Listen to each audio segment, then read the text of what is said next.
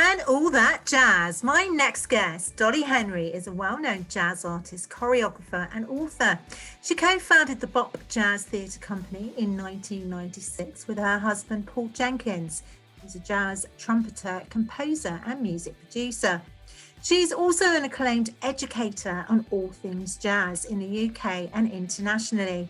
Together, her and Paul wrote The Essential Guide to Jazz. Dollie has just finished a performance at a dance festival, so let's find out more. Dollie, welcome to Tea Time with me, Ali Monjak. How are you? Hi, hi. Lovely to be here. Yeah, lovely to have you. So I know it's been a really busy few weeks for you, hasn't It it? ha Yeah, it really, really has. Yes, we've just 2 weeks ago, actually today, we were at the Curve Theatre in Leicester, and luckily for us, we had an opportunity to be one of the first out the stalls as a creative company, and Body of People, which is my company, which is a jazz theatre company. We were invited to be part of the programme of a festival that happened as part of Serendipity, and we were filmed actually because we weren't allowed to have an audience. We kind of got this opportunity, which was very, very special, to film the performance, and then it was shown a week later. So last week was the showing of it, the previous week was the filming of it, and here I am this week talking about it and still reveling in the fact that as a company, to be able to get to go back to what we really, really love to do, which is to create and to dance and to share what we do artistically and creatively, was just mind-boggling. And we were on such a high for a couple of weeks, and I'm slowly coming down now, knowing that actually what we managed to achieve was something quite incredible, but it was a success. So much so that they're going to be showing the performance again on the 20th by public demand. So we're kind of very happy that we've been able to step back into the realm of what we really love, and it's been accepted. So yeah. Yeah, well, fantastic. Congratulations. That Thank sounds you. absolutely amazing. Yeah, thank And, you. as you said before, it's about the energy that you give out to things, isn't it, really? Well, I think that comes from who we are as individuals. I'm generally a very energized kind of person. I'm a person who's always half full, or as near to full as possible, rather than half empty. I try to make everything that I do a positive, because actually we've only got one chance to do it, and if we're negative about it all the time, we're never learning anything. So my philosophy is just nothing is wrong, everything is a lesson.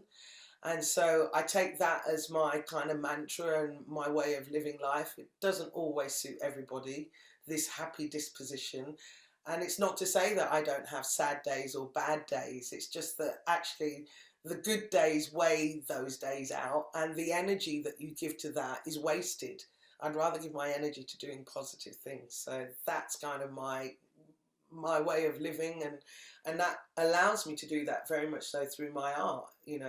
I'm lucky that I do something that I love. It's not a job, it's a way of life, and that gives me so much energy Yeah, to isn't it want to. wonderful to be doing something and being paid for it and you absolutely love it and you don't feel like you're really working, do you? No, I've never ever thought. I mean, I started dancing at the age of 4, and I think it was a passion that's been with me all my life and has never waned, I don't think. And actually, it's given me much more than it's much more than the accolade of doing it. It's what it gives me as a person, as a human being, and that purpose. It gives me a purpose, and it's a purpose that I feel very lucky to be able to pursue, because it's definitely not an easy industry to be in. It's definitely, as a black woman and a creative in our industry, that's twice as hard. You have double knocks. You're a woman and you're black, so the knocks are there, and the obstacles are there. But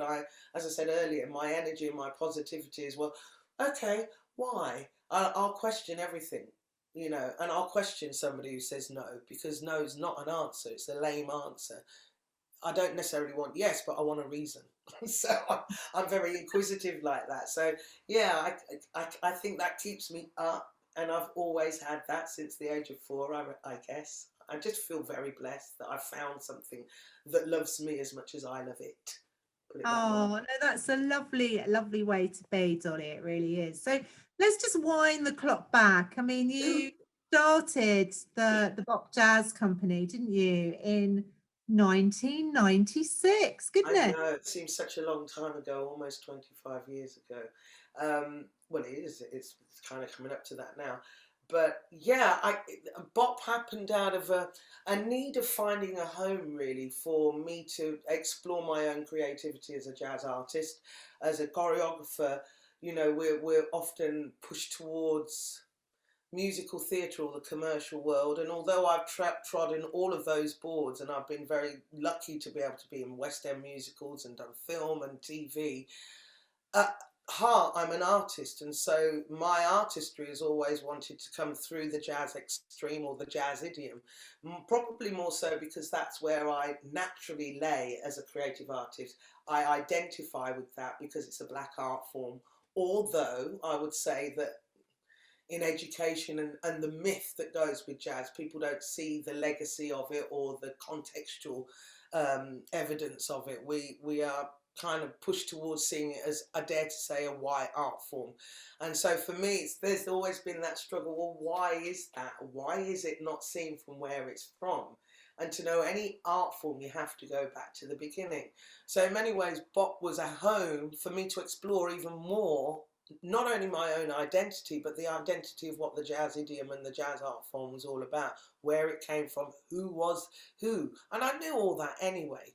But I think to be a creative artist in it and to you know, put your work forward as something that you see as art, you have to know the history and you have to go back and say, well, okay, what is the inspiration that I'm getting from that? How can I put myself as an individual into that and still be me and not lose me? Do you know what I mean? So Yeah. it's been a whole journey. It's been a huge, huge journey, but one that I wouldn't have changed for anything.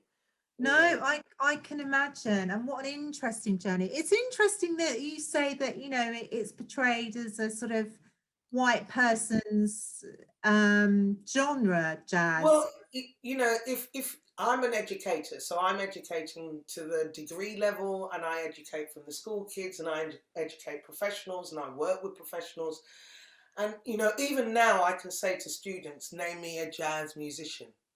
They don't know. Okay, well, jazz and dance, they go together. They come from a people and they will go to the people. But if you don't know where the history lays, you can't really discuss it. And then what we are taught, and I know this from my time as a student, I was never taught by a black choreographer from jazz. I was always taught by a white choreographer or a white teacher. And the expression that they came with was from their experience and knowledge. And I dare say I can say that now as a specialist in what I do, and you know, and a speaker on jazz and jazz dance. They've missed out a whole history that actually many of us never get to learn about, which is the expression. It's not the word, it's the expression, and the expression is from the black tradition. And if you miss that out, you've missed the whole purpose of what jazz is. So Yeah. we get musical theatre and we get commercial dance, but we don't get the art form. We get the commercial commodity of it, which is the appropriation of Yeah. the art form. You know, and you know, we have to look at the innovators. We talk about Bob Fosse as an innovator, but where did Bob Fosse get his inspiration from? That came from vaudeville, which vaudeville came from minstrelsy, which came from the black tradition. So it's all relevant, but no one joins the dots. I'm a kind of person, I like to join the dots, and let's understand the dots. Then we can really know what we're pursuing and what we're actually trying to do. So I yeah. think it's interesting, isn't it? Because you're right. You know, certain dances or music has come from different cultures. I mean, for me, when you said that, I was quite shocked because, you know, I grew up listening to Ella Fitzgerald, Of Billie Holiday, you know, Charlie Parker. But that, you know, I'm talking. David. I think people like yourself who are, you know, are kind of open and want to learn. That's fine, and want to connect with that. But if I'm talking about education per se, that's where it really goes wrong. And you know, I've had many students to me said, I didn't know anything about jazz until I was taught by you, Dolly. I have professionals who say to me, I didn't know that. I didn't know that the music and the dance came together. You have to understand the time. It's so much more than just the word. And I write that in my book. 2 years ago, we were published by Crowwood Press, and we wrote a book, my husband and I, called The Essential Guide to Jazz Dance. And it isn't a tome and it isn't a Bible, but what it is an opportunity for many teachers and creatives and dancers and professionals and artistic people, just to get an understanding of the history. And the feedback that has come from that has been phenomenal, because now it's gone into schools and it's gone into educational bookshelves. Dancers are now reading it. I go, oh, I can now go and pinpoint where that actual step came from. Which I is can understand. amazing. No, but it's very important that we do that, especially from an educational point of view. For me as an educator, training the next generation, they need to know, because they need to pass it on too. And then people have choices. And I think what's sad about it, in many ways, jazz is its own worst enemy, because it went out to the world and everybody got a piece of it, but the innovators and the people who created it are the people that are not known. Yeah. And actually, where are we today with jazz? How do we see it? How do you see it? I ask a lot. Well, some people say, I don't know what jazz is. What is jazz dance? That is sad. Yeah. Just the other day, somebody said to me, I don't know what is jazz dance? And so there's a massive confusion. And all I think I'm trying to do in my own little way, my own little bubble of doing what I do as a jazz artist, is kind of just go, okay, this is what it is. It's an artistic art form that comes from just like ballet, just like contemporary, but it's not legitimized as art. But don't you see? I mean, that's an interesting thought. I mean, obviously, I have done some dance as a young person. My daughter loved dance for many years, and she did jazz and tap and all different types of dances. I mean, don't you see as contemporary? Did that not evolve from jazz? Because to me, No. Contemporary, yeah, this is an interesting question, because I have another thought behind the word contemporary. If anything, jazz itself is a contemporary art form. Ballet came out of the aesthetic of ballet. Contemporary dance or modern dance, as it was then, came out of the let's battle against the aesthetic of ballet. Let's take the ballet shoes off. Let's get to the bare feet. Let's find something that's more narrative of the moment.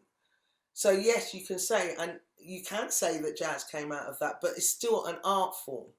And the art form of jazz is the bit that I'm more interested in. We can be we can show it in so many different ways, but it's the nuances of where it came from that need to be in the work that we see, or the style, or the rhythm, or the timing, or the dexterity of movement. It's completely different as a dance form because of the aesthetics. So it's not ballet and it's not contemporary, but the art form itself is contemporary because it's continually changing and it influences so much. So that's what makes it so contemporary. But most people see contemporary as contemporary dance, right, which is so different to jazz dance. Well, which is, well, thanks for clearing that up for me. Well, no, I can remember, when I danced, years ago, it was, as you're right, called modern dance, wasn't it? Contemporary. Ooh, Absolutely. Modern tap and ballet was the Well, thing. that's how it was. Interestingly, we're talking about things like that. I'm now in conversations with ISTD, examination boards and curriculum boards, to just look at how we can delineate actually, and what is art forms and what are the delineations of them, and how do we kind of give people an opportunity to see all that is able to be expressed through dance, or any art form actually. And I think because of the dynamics that have changed in everything to do with colour and ethnicity and culture and all of those things, especially with Black Lives happening last year, it kind of opened up a big, the elephant was thrashing around, and now we have to settle with the elephant. We're calming that elephant down. But it's about conversation. I do understand that. I mean, it's the whole thing, it still opens up. You're on the right show, by the way, because I'll talk about anything. And I'm not afraid to But talk about anything. So no, and I'm not afraid to hide how I feel because I think honesty is a great thing. Sometimes yeah, honesty can be a bit hard in people's faces, but I suppose, being an artist, I cannot be anything but honest because if I'm not honest with my reality of life, I'm not going to be honest with my art form or the way I pursue my art or what I put out as my art. So, for me, the two things come together, they're not separated. And I think, whenever we do anything, we have to look at who are we within all of that and what do we put out yeah. with that. No, definitely. And do you know what? I think it's absolutely brilliant that you've basically been able to rewrite the history, because it's important to know that it was, a black dance art form and music form, not a white. And I think that that's just so brilliant because it breaks it down, doesn't it? And you're right. I mean, I always cover Black History Month, and there's always conversations that I have with, some dear friends of mine, and it's to listen to the fact that so much history has been swept under the carpet just because of the color of your skin is Mm. I think, ridiculous, isn't it? some Really? people have said to me, "How do you deal with it, Dolly? Because you seem to kind of brush it off." No, it's not that I'm used to it. I've got used to it over 59 years. I have got used to that, and you battle that, and you find your way to deal with it. As I go back to what I said at the beginning, I have something that gives me so much more pleasure and focus than focusing on the negatives, you see, because I can't change other people's perceptions, but I can No. change me, and that's how I look at it. And if I can change people by saying, okay, see it through my art, then that's me through my art. If it pleases you, then there's nothing to see but what pleases you. There's no, do you see what I'm saying? So it's, for me, Yeah. it will always be there. It will always be there. Racism is something that's part of our DNA. We all share that. Whether we're black, white, Asian, everyone has this. I think it's down to us as individuals to check ourselves. And Yes, once I and once agree we with check you. ourselves, then we can be okay outwardly. But if we're not checking ourselves and saying, well, actually, I need to question how I feel about that or what I understand about that. And it's okay to ask questions. It was something I did put out very early on Facebook, actually, on social media. I'm here if you want to talk. I'm not going to bite your head off. But No. if you want to know something, come to the source. We'll tell you. You just have to listen. Just listen and kind of acknowledge it and maybe just understand a little bit more than what you thought before. And it works both ways. I mean, the weird thing about it is my husband is white. He's from South London. He's a South London boy, born and raised in, Brixton. And, the contrast between us two is like makes people go, oh, wow. But we kind of like it because we're saying, here it is. Here it is, all in all its glory, diversity, do you know what Yes, I mean? And I it know. works, and it can work. So it isn't about. It's about.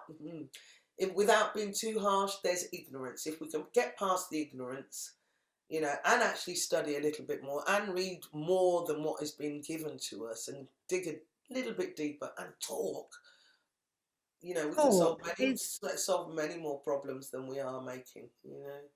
talk is, I think, so important, to talk Massively about it important, all, really, you know. and not to feel embarrassed about it, Mm-mm, I mean, I mm-mm. think that some people sort of wear that badge where they don't want to, feel like they're being offended if, you It's talk more about. I find something more offensive when you ignore it.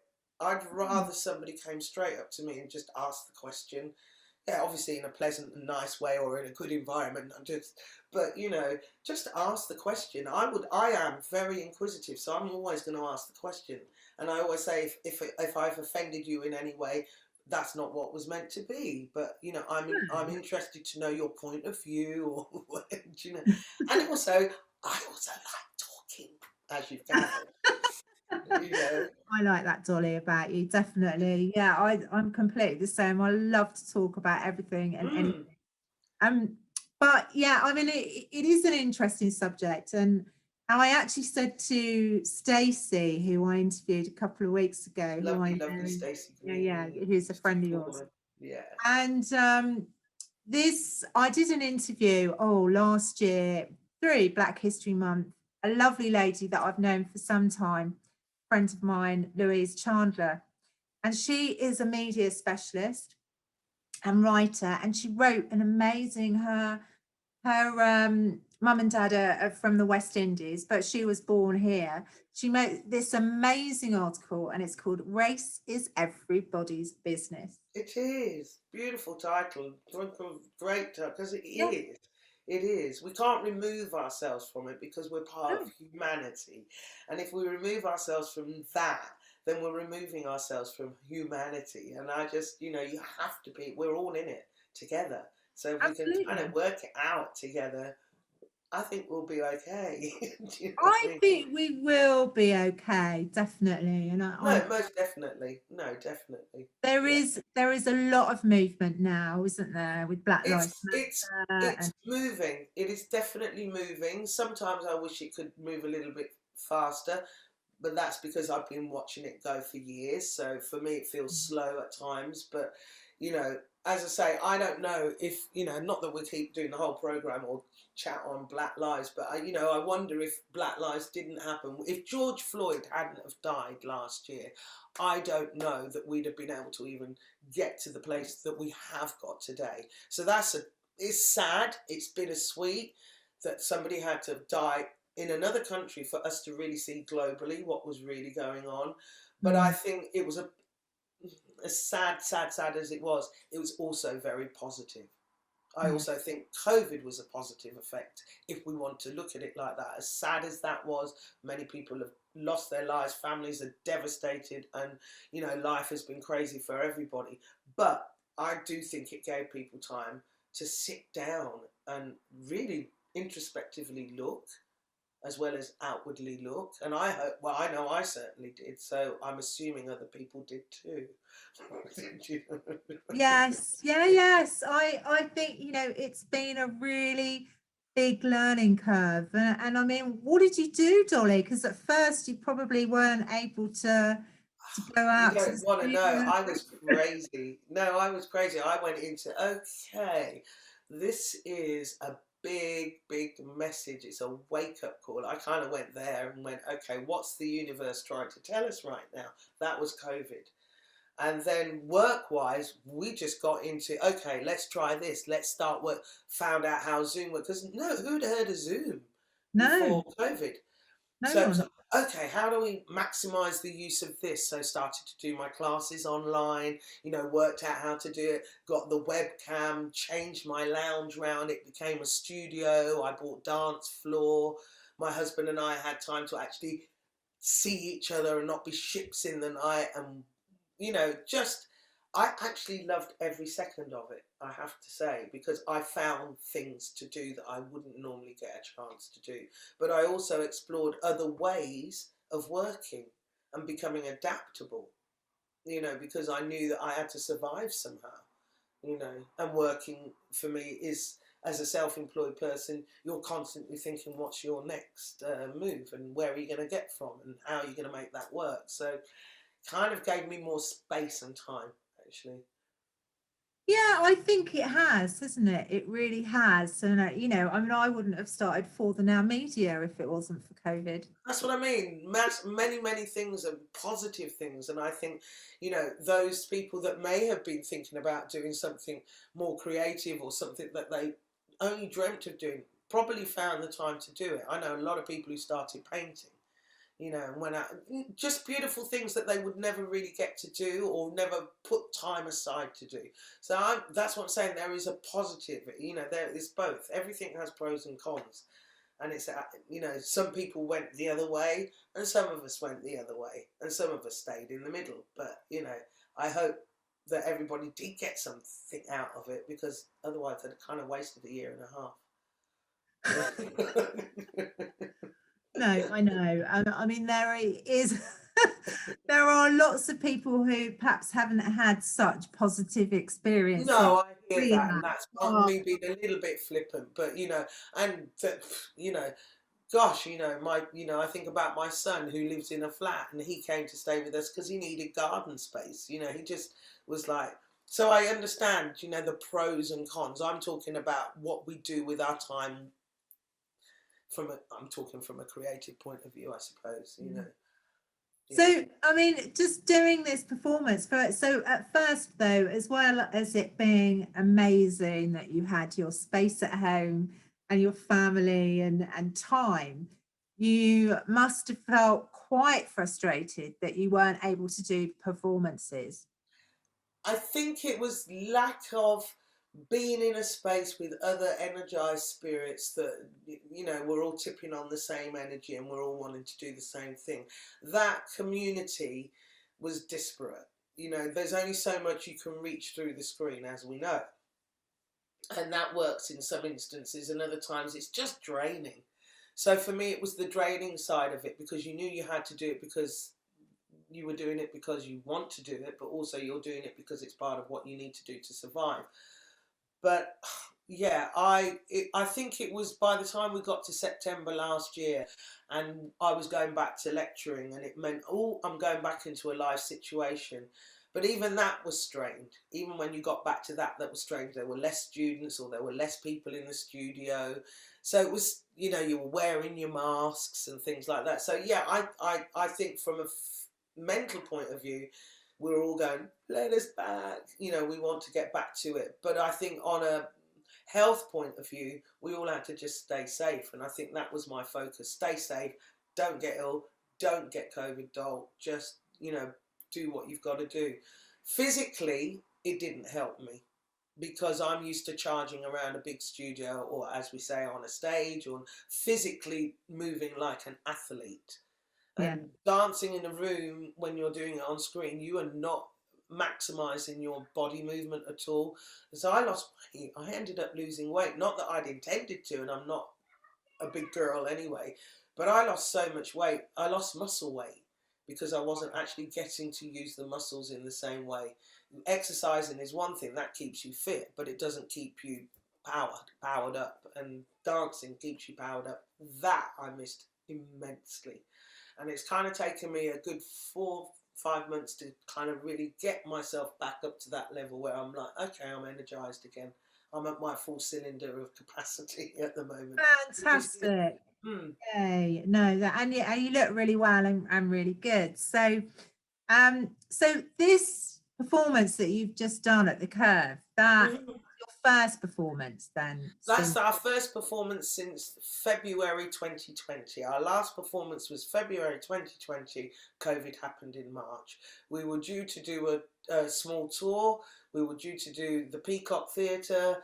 I lost so much work. My international work just completely disappeared. So that's what I mean, going back to that, it was like boom, boom, boom. We had to find ways of making it work. So when we got this call from the producers at Serendipity, which is the producing house who does the festival, we were like, yes, we'll take it, we'll take it. Didn't care how we were going to get there or do it, just said yes.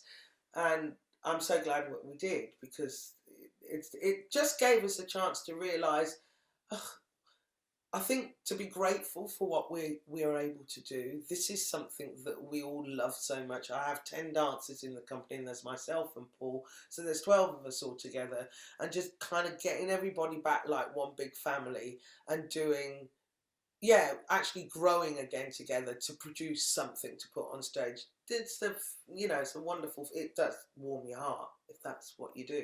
Do you know what I mean? It's like anybody going back to work after a long time of not doing it. No, I completely understand that. I really do. I mean, I've kind of got used to, working in my home studio. So I know, which is beautiful, by convenient. the way. I'm adoring your view. I Yeah. just love the view. Adoring your view. Yeah. It's lovely, It isn't it? is. The home It studio. does change the perspective. It gives you a different perspective. It makes you work in a different way. I haven't got bored, if that's a thought to come through. I haven't got bored. I've got bored with COVID because it's out of our control. And I Yes. can't fix it and I can't change it. But as I said before, I can change me and adapt to what I need to do. So I think I've learned a few tricks and a few things rather than lost anything. That's what I mean. I've learned some new skills, some new ways of working and being more adaptable and actually more chilled out. Oh, well, that's really good. That is really good, isn't it? You know, you need to be that chilled out, I think, which is brilliant. But you haven't been chilled out in the last few weeks because you've been working really, No, because really that's the, stressfully. but I've always worked and I will always work. As I say, you find ways to work. If you're not working on an actual project, you're working on something else. I'm on a lot of advisory boards, so I'm on a lot of meetings at the moment. I'm a patron at the Hammond School. I'm a patron at another dance academy. I teach at not London Studio, Trinity Laban Conservatoire. I'm a lecturer there as a jazz practitioner, and also another one in Guildford called PPA. So my days are do do do do do. I kind of run them by a steel rod, because if So I are don't, you I get. doing those over Zoom still? No, I'm in the studio now. We're all back in the studio now, which is great. Fantastic. So Yeah. you can have students in Oh yeah, and and and I teach on a Sunday at Pineapple. I have an open jazz class on a Sunday at Pineapple Dance Studios in Covent Garden, and I've been doing that online, and that has been pretty tough because it's just you, and I have my assistant, and it's the big screen and big studio, but nobody else in there. So as of the 17th of May, that is opening up again to real people in real time. So we're all excited about that. That's another space for the dance community to get back into what they really want to do. Everyone's gagging, Ali. Everyone's yeah. gagging.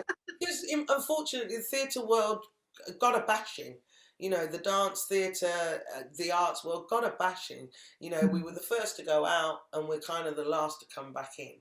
I find it quite incredible that we can all go to a football match and we can all go to a rave and check out how everybody's doing, but we can't go into a theatre and sit 2 meters away from each other.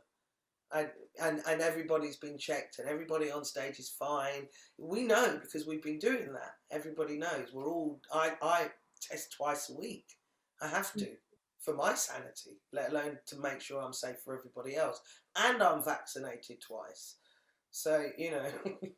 I just find it quite incredible that, certain sectors have not had the same privileges as other sectors. Which is a shame, isn't It it? is It a shame, really is. you know. Yeah. We can all get, we all like a little bit of escapism, but it's not necessarily football, you know. No, no. And I completely relate to you because I'm very much I love the arts, I love going to Yeah, theatre, I love you know. watching dance.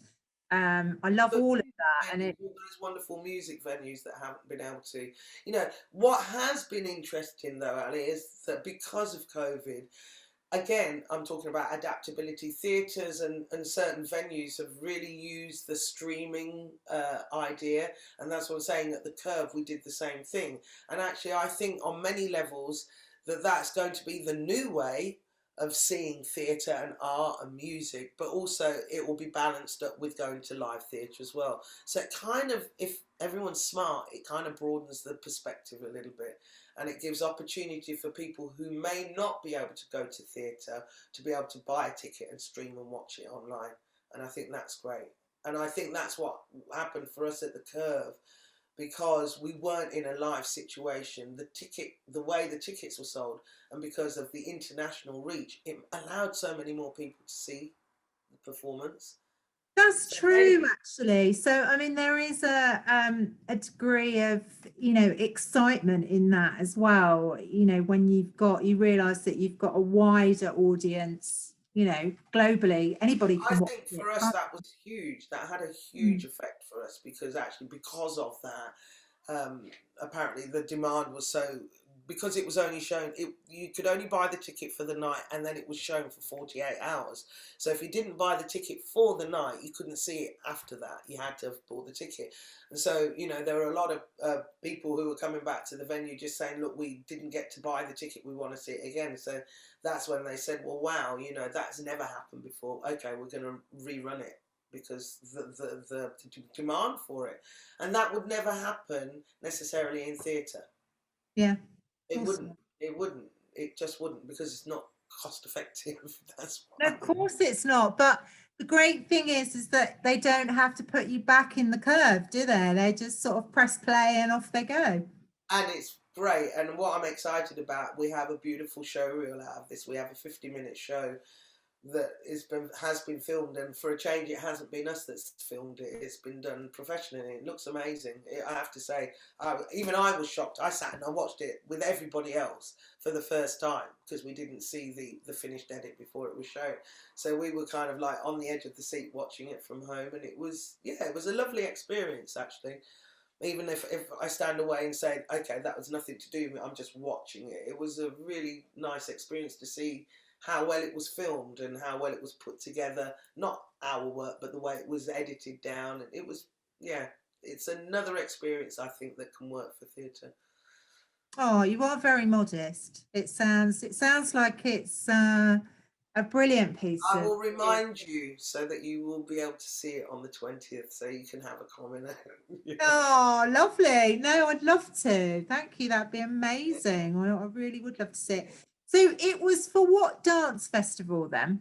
It's the International Dance Festival, and it's called LDIF, and it's part of Serendipity, who are an organisation based in Leicester, actually, and they've been running for 10 years. And as I say, it's an international festival that brings dancers from all over the world and dance artists from all over the world. So it's not just dance, there are conversations. Like in June, I am talking about jazz dance, so there's a conversation with Dolly and jazz dance.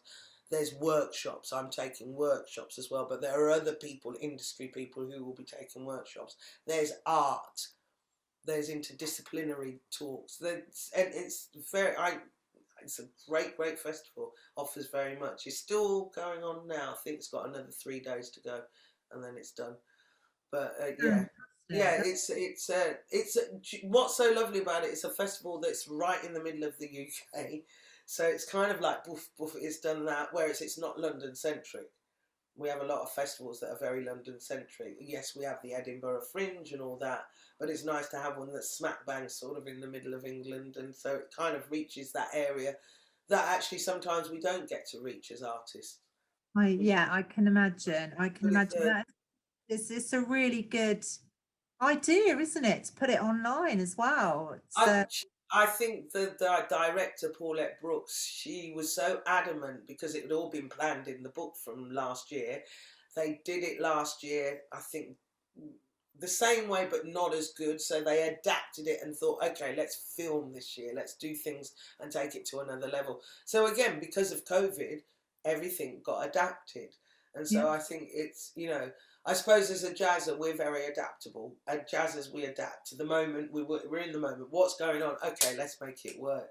So when she came back and said, this is what we're going to do, you're not going to do it live. Is that okay? I said, how are we going to do it? She said, we're going to film it. I went, yeah, bring it on. Bring it on. I actually get to see my own work for a change. Absolutely. Seriously, Ali. That's what was so thrilling, I think, for it, because normally you're in the theatre and you do it and it's done. Yes, you might get a recording of it, or you might get the show reel, you know, something to make a show reel, but to actually do it and then come away from it and sit back, I was very, very proud of the work that we managed to achieve in a small amount of time, but actually what it looked like. And you know, as I said, the reviews were amazing, and the feedback has been amazing. So it kind of was like a lovely affirmation after all this time of not doing anything. Yeah. It was an affirmation for us that, okay, yeah, we're not all dried out because of COVID. We can still do this, you know. So, Oh, and I think because we waited so long and we had a goal, we knew in December, so we rehearsed online for January and February. with the dancers, and that was an incredible experience because it allowed us all to really kind of hone in on our own creativity rather than me going, okay, I want you to do this and I want you to do that. Yeah, I want you Mm. to do this, but I want you to go away and think about what that means to you when you do it. So when we get in the studio, we can play around with it. So there was a lot of organic work going on through the screen. That when we got back into the studio space, that organicness just came alive, and everybody was throwing in, and it just happened very organically. And it's Wow. not a show that we've done before because it was a collection of 24 years worth of choreography and a repertoire. And we had one premiere piece in it as well, which Paul created composed the music for, with a young gentleman from America who was with the Dance Theatre of Harlem. He's now living here, and literally came one day to rehearsals and just said, "Hi, Dolly, you know, do you remember me?" And I'd met him in New York. So here is this gorgeous young man about to walk into Bop. And so we did a piece on him, of which he wrote the poetry for. Paul wrote the music, and I choreographed it with 3 other women. So there were some beautiful things that we had no idea that were going to happen, that just, as I say, organically happened. And I think, yeah, it just reminded me what I do really love doing.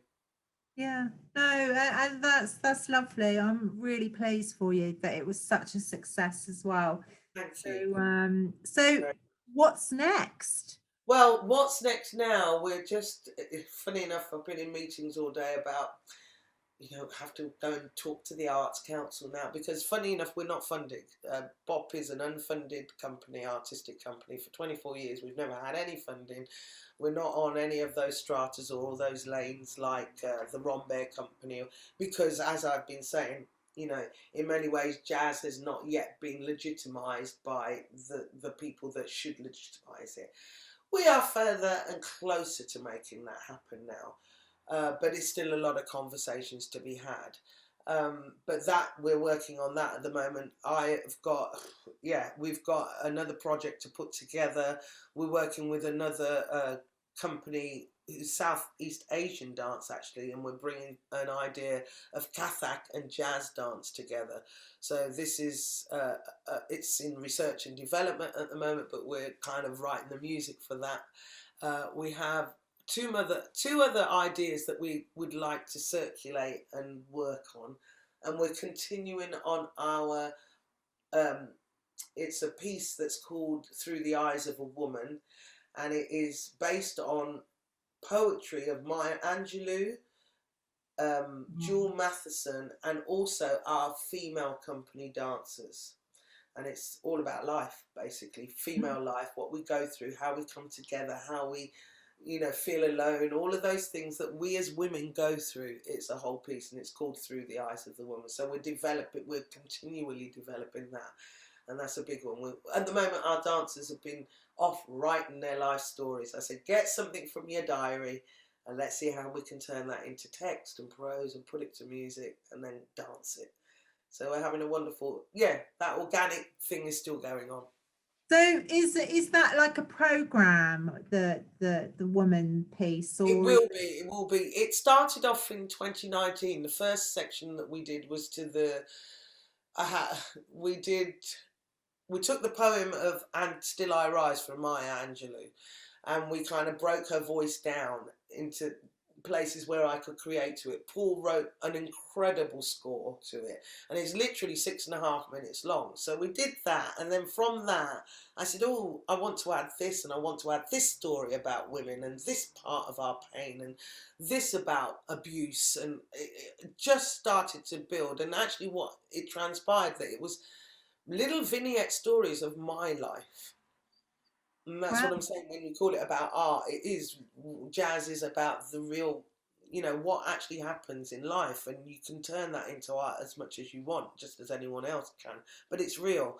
You know, I was married before, so that was quite not an abusive relationship, but a tough relationship where it took a lot of my soul away. I put that into the dance. You know, there were the Wow. fights that went into the dance. There was fear that went into the dance, you know, and all sorts of things. So we're turning it into a whole 40-minute piece. At the moment, we've got to 17 minutes of it. So the next, now we're transitioning to the next. So we add and we add and then we add. And I think that's very much part of what a jazz artist does. We never kind of stick with what we've got. We look at what we've got and we go, okay, what needs to be done to that and what needs to be fixed on that? It's never set. It Right. will grow and become what it's meant, because it's, there can be no ending to it on some level, but you do get to an end. You just go, okay, that's enough.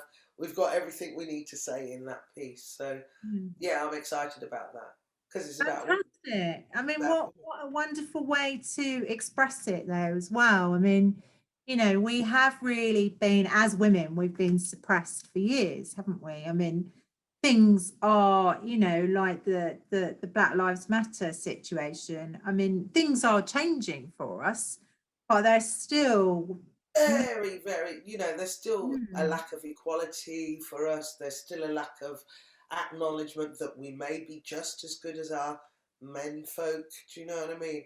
Actually, we're actually more multitaskable. We can do so much more. We give birth, we take care of the kids, we go to work, we have careers, and, yet still we're paid less, you know, we're and not treated appreciated. we're treated differently. We're treated as if we don't have a brain, or anything, and that we don't think for ourselves. And, that is a misogynistic way of looking at it, and that's the hardcore way of looking at it. But there are some people who are out there who dictate that. And so, I think through art we can say so much. So much, No, and I agree with you. you're doing so much to talk about it and allow women to talk and be open about who they are, you know. Yeah, So we're all doing our part. We just have to keep doing it. you're And right. not surrender is my word. Not surrender. No, you're absolutely right. Talk out loud. Yeah, Um, absolutely. I'm proud. yeah, loud and proud. I mean, it is Mental Health Awareness Week this week as well. So, you know, there is, you know, I mean, you can't say, I mean, obviously men can feel quite lonely, Absolutely. down as well. So, but yeah, I mean, to put a focus on it, I mean, women, you know, have been through a lot, really. We have been really. Yeah, from time. It's not something that's new. It's been from time, But having said that, we have progressed and we will keep progressing, and equality will run smooth in the end. You know what I mean? It's we've Yeah, huge strides women have made. If I look at who the women are that I look up to, there are many, many. absolutely. Even most recently, if I look at, for example, for me, Michelle Obama, she's a huge inspiration to me. Yeah, A same, modern day same. female icon who's up there and she's saying what she's incredible. And then I go to people like Maya Angelou who wrote it in words, and you can just read those words and resonate with everything that she actually says on some level. You know, I can read younger people's prose and go, wow, where is that coming from?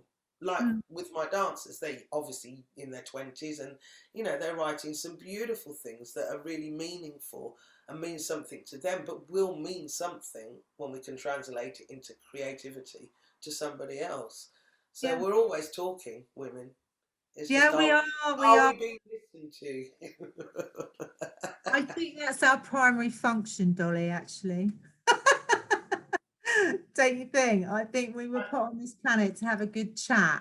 Well, And my husband always reminds me, we are it's so much easier for us to open up on some level, as a norm. We open up a lot easier because we have to, because yeah, we have to deal with so many things actually, and men don't. They just they lock it down. They don't want to talk about it, and we know that, and you know that, guys. You know that, you know. yeah, I don't have a battle with my husband, Paul, at all, because I think his femininity and his masculinity are quite intact, and there is a beautiful oh, balance. And at the same time, I do think my masculinity and my femininity within myself is quite balanced too. I think it's how we use it at certain times, isn't it? It's how we use whatever we are at certain times to get through what we need to get through. So if I have to be a bit tough, I bring my masculine side out. I know what you mean. I can You wear know the what I mean. trousers You too know as what I mean. well. I can wear the trousers. So yeah. I think it's a really good thing that you can be in touch with both sides of you. We Uh, are what we are of everything.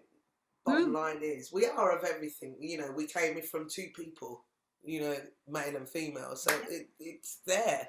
It's there. Is it, you know, we were talking about this the other day, is the DNA of our lives is very, very strong, and the cultural connections that we have are really, really strong. And it doesn't matter where you born or where you grew up or how you grew up, you can be around other people, but those they're positives if we know how to nurture them properly. Do you know what I yeah. mean? Where we're coming from, who we are. I've never believed that I should be anything but what I am or who I am, and just be true to that. And that's hard, trying to find who you really are, because everything around you saying do that, be that, and it's very, very difficult. And I think that has a mental wear on people.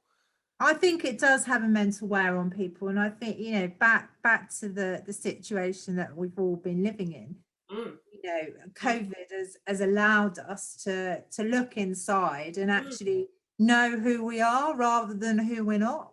Absolutely. I have the same kind of conversation with students at the moment about, because we are in a social media time. We can see how awful it is with the trolling that goes on, or, things that are going up. And I'm sort of say to my students, especially those going into the industry, to be careful not to get lost in the screen, because you can it's only a screen, it's not you. When you go Yeah, out and you are you, who are you? you.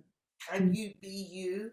Do you know? And Yeah, I don't need you to answer me now, but go away and think about that question, because it relates to how you perform. It relates to how you see yourself as a performer, even. mm. Are you hiding behind the mask, or can you be true to that you do? So, they're big questions. They're big questions. And I ask myself that, because I love my social media, but I think yeah, I'm quite sensible, I would say, with it, in the sense that it's for my work and that is it. Yeah, I mean the thing is we didn't grow up in that world, did we? We Not didn't. at all. Not No, at all.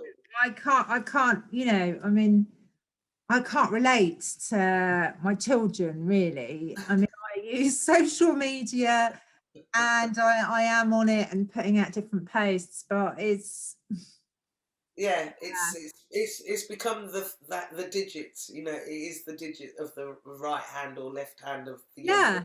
Yeah, and I'm like, yeah. And okay, you can say anything online and it doesn't really, that's scary. It's it, scary. yeah. It's very And I scary. also, what has really struck me is that you can say something in a message and it can have a totally different context to what you actually mean. Hence why we go back to this thing called real communication. Emotion. When you really Yeah. talk, I can But see your oh, mouth move, and I can see your eyes, and yeah, I can feel your expression, actually, and I can feel your energy. I yeah, Yeah, yeah, I don't know, like you, gosh, when we were growing up, we had a piece of paper and a pen, and that was it. Create something out of that. Please yeah, do. definitely. And it makes me laugh now because some people that are young people that I know can't even pick up a phone. I can't. They don't know how to and have a conversation with No, someone on it and then is. put the phone down. But that then I then question myself, does that make you sound really old, doll? That sound, and I guess so, because times are moving. This is where we are right now. Yeah, Technology take over. It was always going to get this way, and it will be worse still to come. When we get the little, what is it, the little signal that you stick on your head, that's already.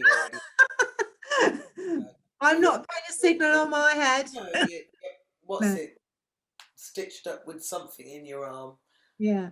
that clicks you into your car or opens your door for you don't even need a Mm. key. And I don't know. We're already there.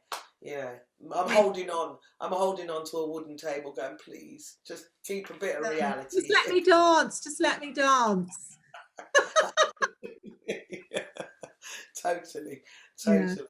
Oh, no, It's that's cool. lovely, Well, really Dolly, lovely. thank you for coming You're on. my pleasure. Thank you for having me. It's It's been a been, joy, and I hope mm, I haven't rattled on too much, but thank oh, you. it's lovely. I love someone who can talk. Look forward to chatting with my next guest on the Tea Time Sofa this time next Saturday. In the meantime, if you would love to get in touch about having a chat with me, you can reach me on teatime@forthenow.co.uk, or you can find me on Facebook, Twitter, and Instagram on Tea Time with AM. Bye for now.